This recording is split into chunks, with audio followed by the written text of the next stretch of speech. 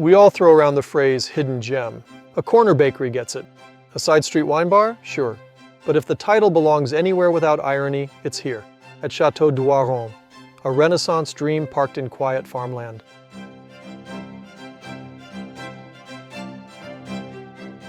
It has the pedigree to headline, a room fit for kings, a 55-meter painted gallery that stages the Trojan War and Aeneas's Odyssey, and ceilings that make your neck and your assumptions ache. Now that's a ceiling. And yet, why isn't Château d'Oiron as famous as Chenonceau or Azay-le-Rideau? On paper it should be. The court of Henry II came here in 1551. Later, one host proved so legendary, he likely became Perrault's Marquis de Carabas. And later, the place drew minds like Blaise Pascal. That's not just history, that's myth with a mailing address. Keep your curiosity handy. Like this video and subscribe. We'll explain why this castle is truly France's best-kept secret, right here on Saving Castles.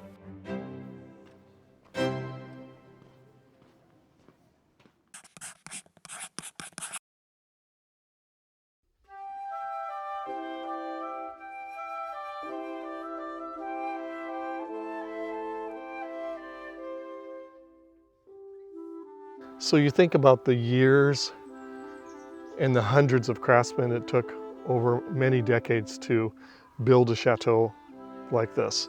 You see the chisel marks, every line as it goes, one at a time, and think about the patience and the skill that's involved. Château d'Oiron wasn't a celebrated castle. But in the 16th century, it rose as a hidden masterpiece. The story begins with the Gouffiers, power rising, architecture keeping pace. By the mid-1500s, Claude Gouffier, court humanist, collector, and newly minted Grand Écuyer de France, turned Château d'Oiron into a stage for learning and wonder.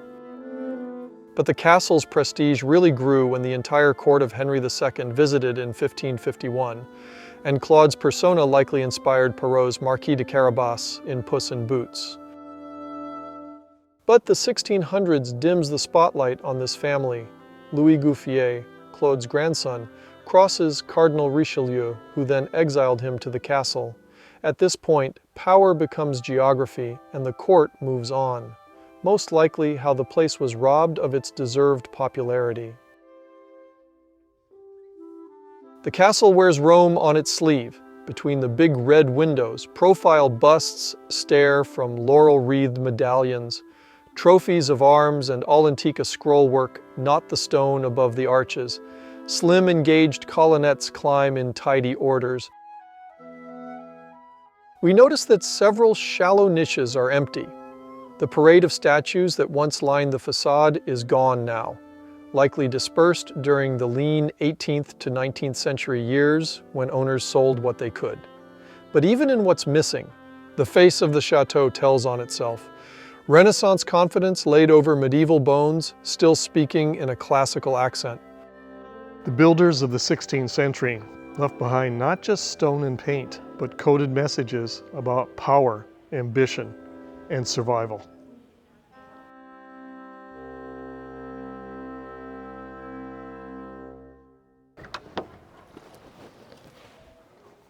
Inside, it's spare and almost monastic. There was very little to no furniture, and that's the gift. When the objects fall away, the bones start talking. At first, the walls seem plain. Then, remnants of color tap your shoulder.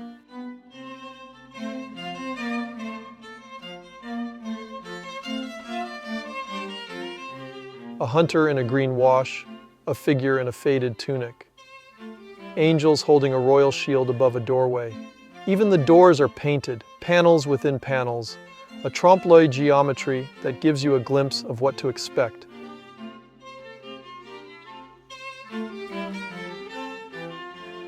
But knowing that this castle houses a few curiosities, we best prepare to expect the unexpected.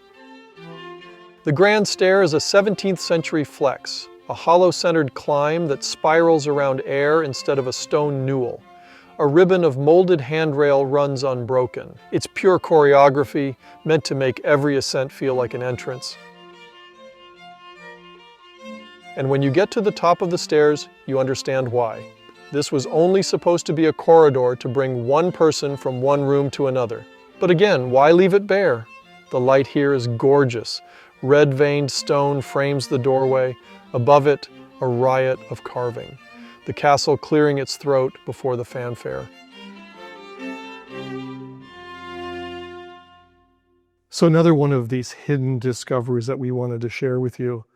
This room is called the King's Great Hall, and it was built between 1625 to 1630, and it depicts some of the more famous military leaders of Louis XIII's French court. What an amazing discovery this is. Let's take a look.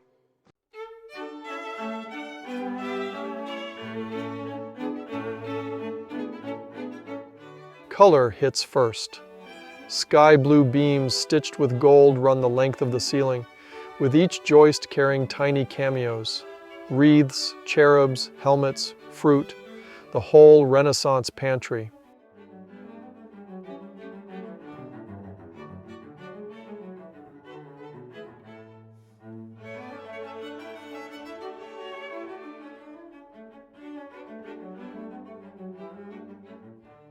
You might notice that some ovals in the beams are blank or scraped. A few panels look repainted, others simply missing. Was it a practical repair, or did someone in a rough year decide certain images weren't worth the risk? During the Revolution, rooms like this, loud with fleur-de-lis, crowns, and royal allegories, made easy targets. Maybe a steward climbed a ladder with a knife and a pot of lime and trimmed the symbols to save the house. Would you have done the same?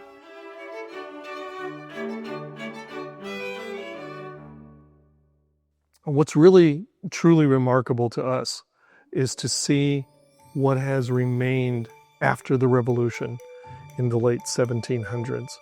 That a room like we're about to show you actually survived. Let's take a look at another hidden discovery.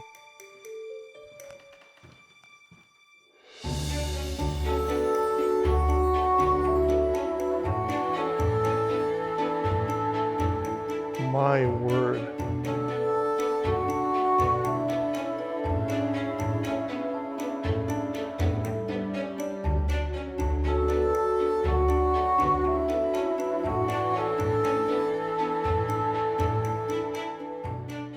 I don't think we could find the materials for this ceiling anymore at the local Home Depot. So built around 1630, this is the King's Room. The King's Chamber belonged to Louis Gouffier and still carries its heavy Baroque coffered ceiling. And as he lay in bed at night, staring at the ceiling, this is what he looked at. 9 paintings fill the coffers, the 3 fates at the center.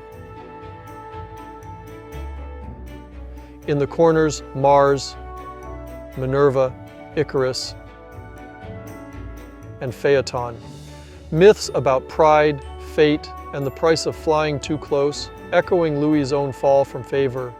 Today, Claude Routeau's quiet orange geometries share the room without shouting, and the fireplace beautifully holds the room together. Now that's a ceiling.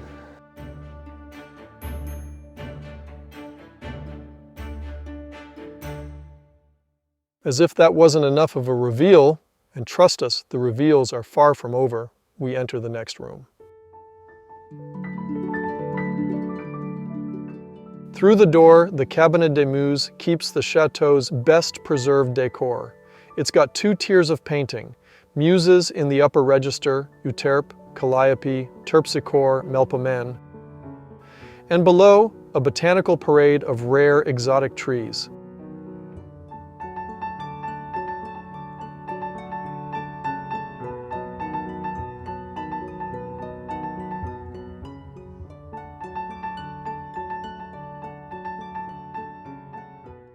If the King's Room is thunder, this room is lyric.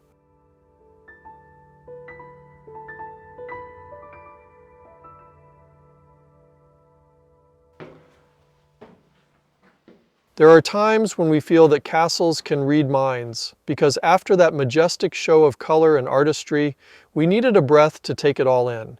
And by design, a flight of stairs leads us to do just that. on the balcony. We've climbed all the way up the tower of the castle, and we're actually on the roof. The public is rarely ever given access to this part of the castle. Let's take a look at this amazing view.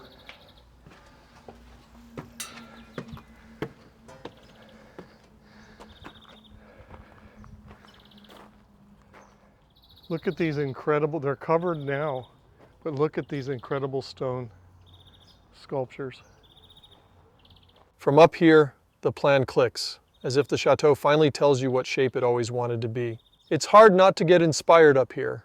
We realize that the more love the previous owners gave this castle, the more the place answered back. Give it your soul, and it gives you endless inspiration. The ultimate return on that exchange awaits us in the Great Gallery. If you're enjoying this tour so far, like this video and subscribe. We've got more castle stories to share, and more spectacular discoveries like what we're about to show you. Beyond these doors lies this castle's greatest treasure, and one of France's as well.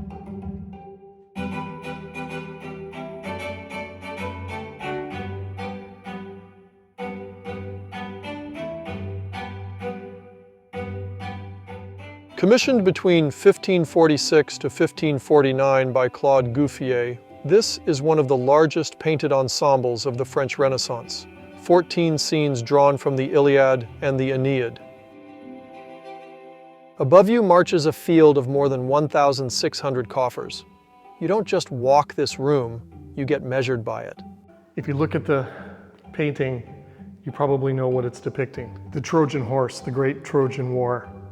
While a great Trojan War did happen, the existence of a Trojan horse is still debated. Even so, it's a fascinating thing to imagine.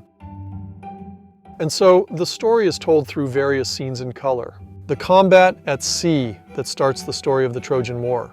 The sacrifice of Iphigenia, recalling the moment when the goddess Diana substitutes a doe for Iphigenia. The abduction of Helen, the face that launched 1,000 ships. The assembly of gods who behaved maybe not so godly at this wedding. The combat of Paris and Menelaus.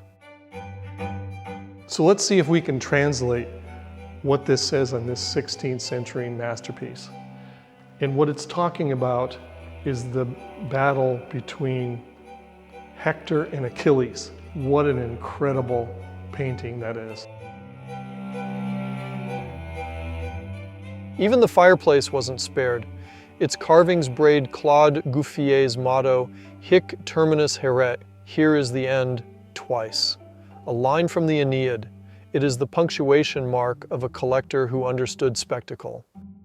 One can only imagine how brilliant the colors were when these paintings were first commissioned during the early 1500s. Look at the emotion and the movement in this scene from the Trojan War. It's just incredible to be able to be here and stand in front of it and feel history emanate from it. Believe it or not, this gallery and the entire first floor of this castle was once used for wheat storage. So much neglect for so long. It's amazing that any of the paintings even survived. A 7-year restoration of the gallery brought a lot of the art back to life. One thing we must realize is that history like this doesn't merely disappear, it gets abandoned. If we don't shoulder a piece of it, rooms like this go quiet. So for us, and I hope for you, this is a privilege to see one of France's greatest treasures before it all fades into time. And for us, it really truly is an honor to be here and to see that the care that these masterpieces are being given is helping to preserve them for future generations. We hope you enjoyed seeing these as much as we did. This place, like so many other castles, is so thoughtfully built. But what's different is that Château d'Oiron was conceived to hold ideas as much as power, more gallery than fortress. A house that expected you to look up, look long, and leave changed.